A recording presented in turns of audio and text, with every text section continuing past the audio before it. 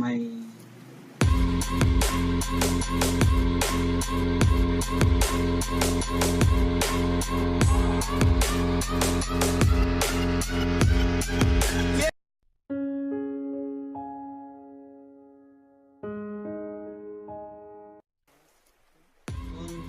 to all.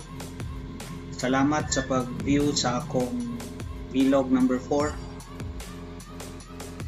Allow me to say thank you first of all sa atong malabawng pagahon sa paghatag niya o another year of my life,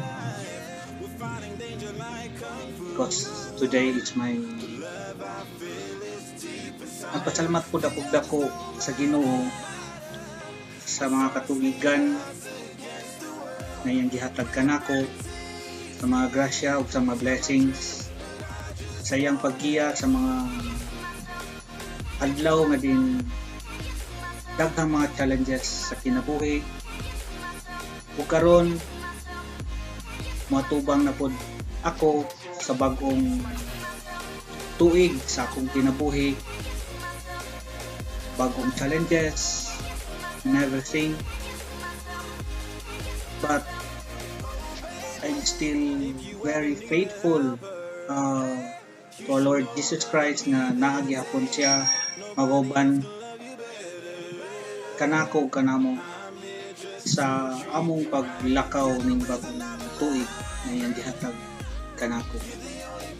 Magpasalamat po dako sa akong pamilya, labi na sa akong asawa nga si Aster, sa iyang wife buhas nga paghatag, sa iyang timpos nga gugma, sa mga inspirasyon, sa pagdawat nako kung kinsa ako sa akong mga lowest times sa akong life na siya nag-inspire uban sa akong duha ka anak na si Rachel o si Frulin Beatrix.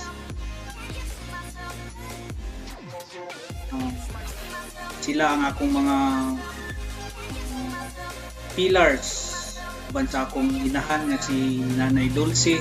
Sila ang akong mga pillars sa akong kinabuhi. Sila ang naghatag kanako kusog. Aside from the Lord, sila ang naghatag nako kusog sa pagatubang sa mga challenges sa kinabuhi. Nanginaot ko dako nga sa umaabot ng mga tuig, sa ning bagong tuig sa akong kinabuhi. Anaagi hapon ang intensity sa among pakigbisog alang sa kalampusan sa among mga tinguha isip sa kapamilya. Wala na ko'y lain pang masulti ning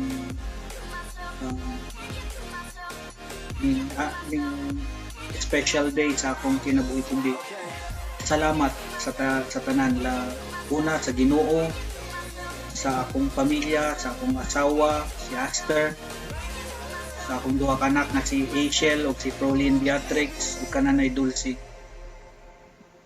Ug dili pud ako makalimot sa mga tao, sa akong mga relatives, sa akong mga relatives in-law ug sa tanang tao nga akong nahibalag. Salamat pud og dako na one way or another